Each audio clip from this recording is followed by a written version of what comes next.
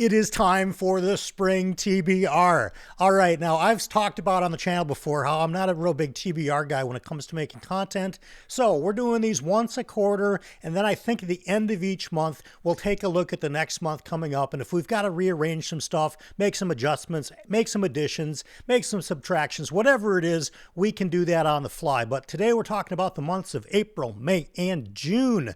I am going to try to do this as edit-free as possible, just because when I make videos, when there are things that are a little bit more spotlight heavy on a particular book or a few books, I want to make those more cinematic. When we talk about lists of books, you know, like a TBR, for example, I don't see a huge reason to bring out the theatrics and all the video editing and all of that. So bear with me today as I look at some of my notes, because I don't want to forget the order in which I'm going to talk about these books, and I don't want to forget any of the books themselves. So if you've been around the channel much at all, you know that I am kind of crazy, and I am reading both Malazan and Janny Wurtz's Wars of Light and Shadow at the same time. I'm doing them every other month, and so coming up in April, it's time to return back to the Malazan Book of the Fallen, and we are going to be reading The Bone Hunters.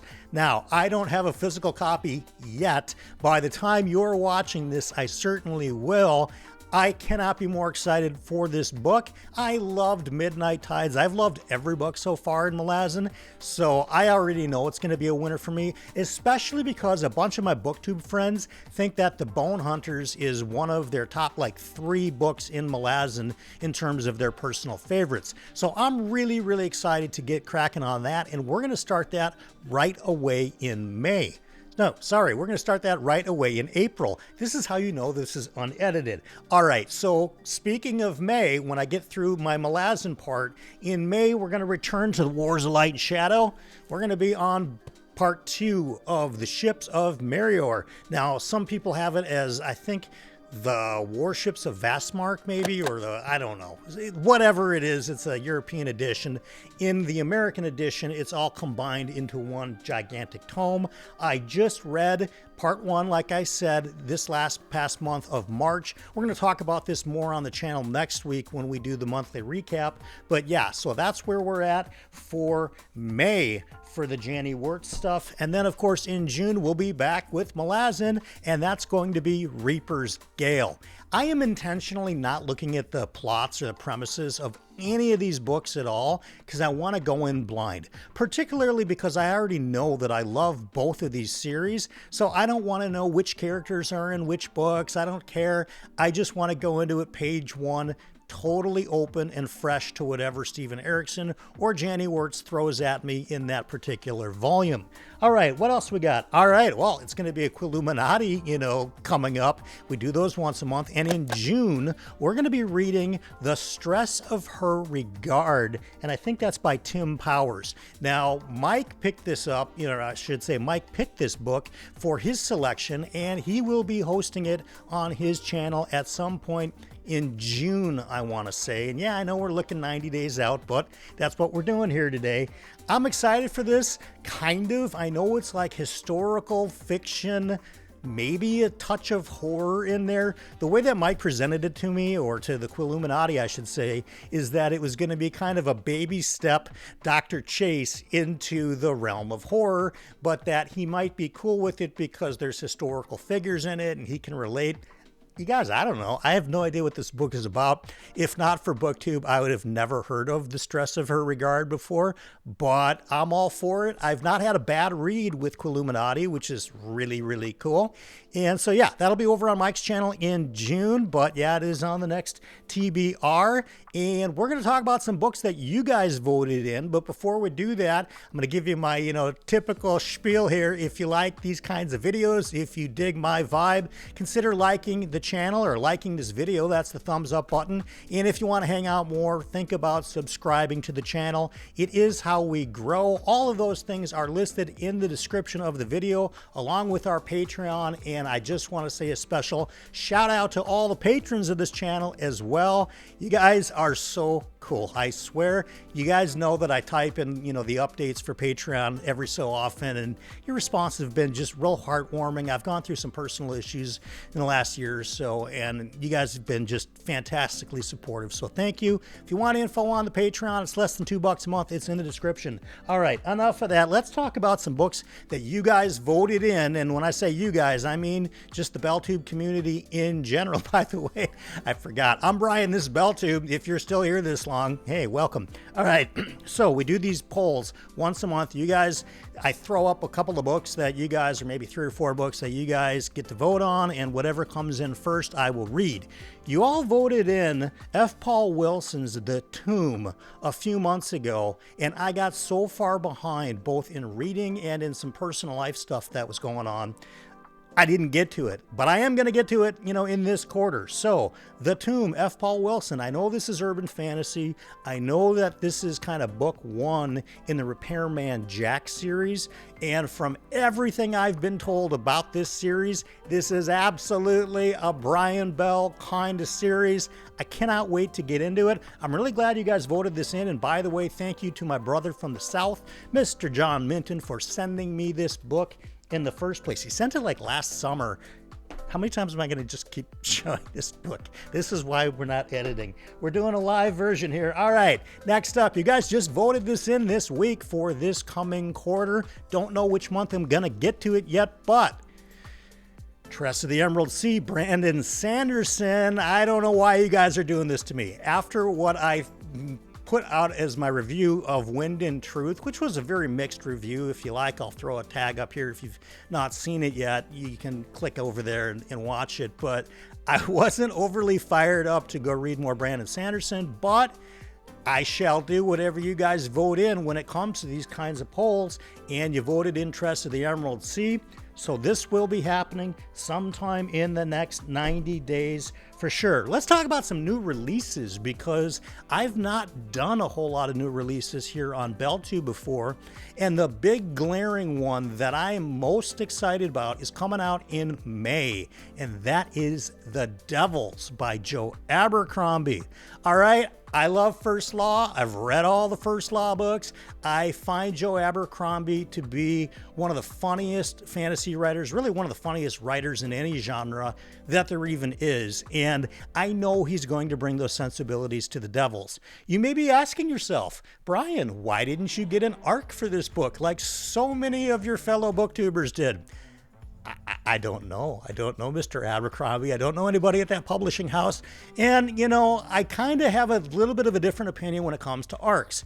I like to read these books when you guys get to read these books. I don't want to read them months ahead, because I want it to be a little bit fresh in my mind when you guys are reading them and I'm reading them. And it's just more of a kind of a group activity, I think, than me per se as a reviewer getting something in my hands months ahead of time and then trying to keep it in this smallish brain that I have up until the time that the public gets it. So, The Devils, Joe Abercrombie. That's coming up in May. What else we got in May? Actually, we have in April, we have a book called When Wizards Follow Fools by Andrew Rowe. This is book 5, I want to say, in the Arcane Ascension series. Now, I've said before that I feel like this series has kind of got one foot in fantasy and one foot in lit RPG. And I think that the Arcane Ascension series, if you're not going to go read Dungeon Crawler right off the bat, I think Arcane Ascension might be a good one, particularly if you're a big fantasy reader, because it brings in some progression elements to the story without being full-on lit RPG, stat-heavy, any of that stuff, loot boxes. There's none of that. What you're getting is a progression epic fantasy tale. There's kind of some tower elements to it. If you know gaming, you know a little bit about that. But yeah, I really am excited for it. What's this book called again? I'm so excited. I can't remember the name of the book. When Wizards Follow Fools. It's a pretty cool name of a title. I'm excited for that. Now, also coming up in May, we are definitely in lit RPG for this one, and that is He Who Fights with Monsters by Shirtaloon, and this is volume 12. Yeah, we're at volume 12 already with He Who Fights with Monsters. This is a big recommend series from me to you guys, especially if you're, relatively new to Lit RPG. I don't know that I would make it my first Lit RPG series because there are some crunchier stat, driven elements to it. And I don't know, I just think it's a good second series, third series, or anywhere there and after for people that want to explore the genre. I will say that this series for me has some unbelievably high peaks when it comes to, I'm going to just say, the written word quality, the greatness of the story, some real high peaks. Then it's got some very low lows for me as well that I feel were just handled kind of sloppily or maybe clumsily. I don't know. It might just be story direction. I should probably say that because I think the author, Shirtaloon, has a strong idea of what he wants this story to do. And some of that, works out better for a particular reader than others, myself included. So I don't find it to be an inconsistent series. I think it's far more on the great side than on the not so great side. But there have been some volumes in He Who Fights with Monsters that I've been very, very mixed to dislike on. But there's also been a ton that I've loved. So, are we going to read He Who Fights with Monsters number 12? Of course we're going to do that. We're going to do that on audio as well. So what else we got coming up here on the channel? We've got, for this series, The Books of Babel by Josiah Bancroft. You guys, I just read Senlin Ascends this month of March as I'm filming this, March of 2025. It's a huge hit book for me. So I'm going to be continuing the series with Arm of the Sphinx. Obviously, same author, continuing the series, Josiah Bancroft. If I even get 80% of the enjoyment that in this book that I got out of Senlin Ascends, it's going to be a winner for me. And I do hear that this is actually better than Senlin Ascends. So this is exciting times here at BellTube. I'm excited for the Books of Babel 2. What else are we continuing? By the way, I should also say there is a strong chance that I get into the third book of this, which is called The Hod King. I'll show that, I don't know, maybe in a month or two, if in fact we do rearrange a little bit towards the end of this 90-day period, and I throw in The Hod King as well. What else we got going on? Oh, we got to talk about this series, the saga of the Forgotten Warrior by Larry Correia. We are on the book Graveyard of Demons, and I want to say it's either book 4 or book 5. I don't know. Maybe I'll make a little note here somewhere when I go up to editing, of which I'm doing literally Durfee level of editing for this video today. But it's either book 4 or book 5 of a saga, The Forgotten Warrior. I love this series. It's great. Mike has kind of described it before as like a fantasy meets thriller, and boom, and you just get lots of action and very, quick-paced stuff in a fantasy setting. Couldn't agree with him more. I love this series. We're actually going to continue it, and there's only one book left after that called Heart of the Mountain. There's a chance this ends up in June as well, but like I said, as I do these updates and get a little bit closer toward the end of this 90-day period, I'll throw in some kind of filler-in stuff if I want to, wrap up a series. What else we got? In continuing a series, got to talk about our good friend of the channel, JCM Byrne, and we're going to be reading Shadow of Hyperion. This is turn 4 of the Hybrid Helix, so book 4 of his Hybrid Helix series. All right, you guys, superheroes in space, science fiction, sentient space stations, sentient space ships. Say that 10 times fast, and you can win, 100 points on BellTube TV. I don't know. I'm excited for this book. Now, it's not just palate cleanser anymore, kids. This is good stuff, and these characters are getting so much more backstory than we got in the first couple of books of the Hybrid Helix series that I'm legit interested in the backstories of, Rohan, our main character, who's right here, fighting some kind of I don't know, it looks like a kaiju monster. No clue. Joe will probably tell me when he sees the video. But very fired up for this one. This is going to be a great mental break for after Malazan, for after Wars of Light and Shadow, for something that's just tons of fun. And it's intended to be tons of fun. Joe has some real, I say Joe, but it's JCM Byrne, but he's really got some deep theme work in these books, but he also kind of understands his own assignment. He's writing books that are intended to be fun, and so that's how I want to consume them. That's how I want to enjoy them, is exactly how he's meant them to be read, as fun reads. So Shadow of Hyperion, absolutely continuing that series. What do we got new coming up? All right, new to me. So on audio, I want to thank Podium Entertainment because they just sent me Alex Knight's Servant of Rage.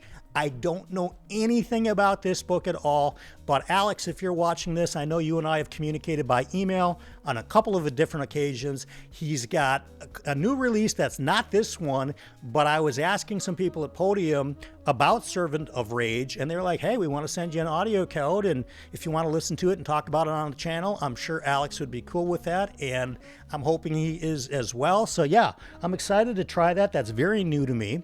Another series that's new to me that several of you guys in the BellTube community have asked me about, I don't know, over a year now, is Drew Hayes' Superpowered series. Okay, so I'm gonna do this at some point in the next 90 days.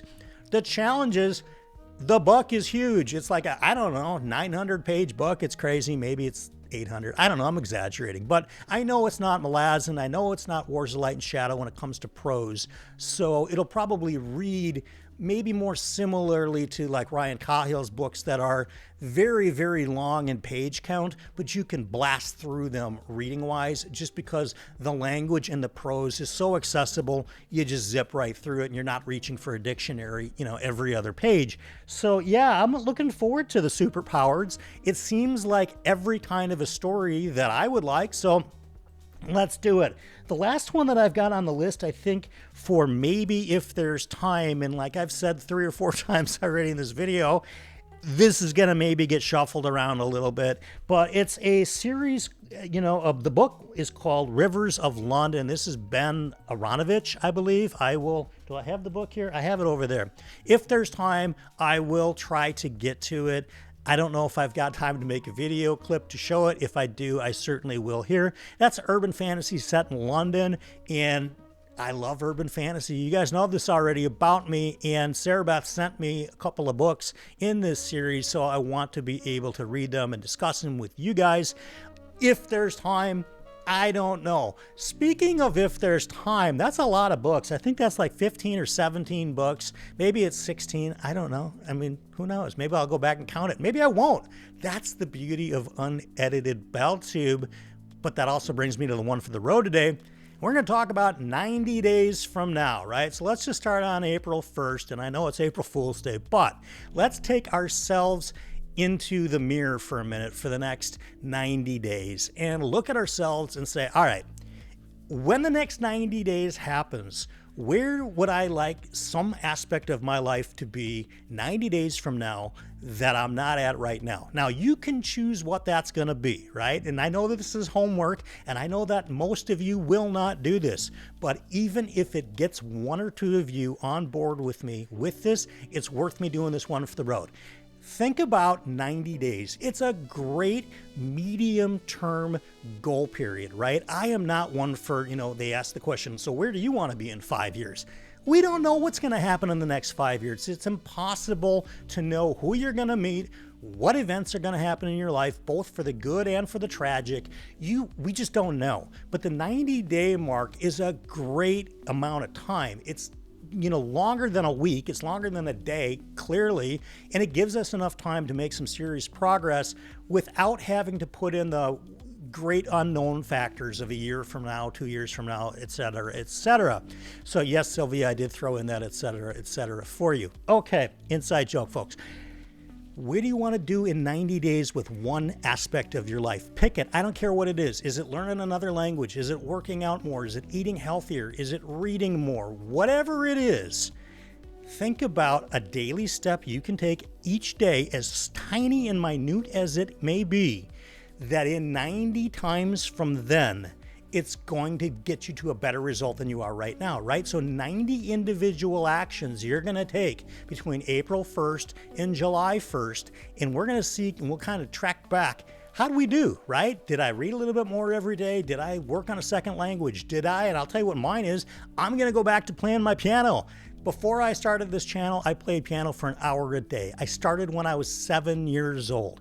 So it's crazy that I don't play that much piano anymore because I'm so focused on the channel and focused on my work stuff and all of that. But my personal goal for the next 90 days is to make sure I'm carving out time every single day, even if it's just for 5 or 10 minutes, to sit down at the piano and play whatever the heck I want. So that's kind of my one for the road today. I don't know that it's an all-inspiring one for the road, but I think it can be really productive if you decide for yourself that in 90 days you would like to have one aspect of your life more advanced than it is today. Of course, in the comments is where I meet you guys. So I want to know what you guys have on deck for, April, for May, for June. Are there some series out there that you've been contemplating that you're thinking, you know what, spring is in the air. It's time for something fresh. What's a new book? What's a new series to you that seems like kind of invigorating for spring? I will meet you in the comments.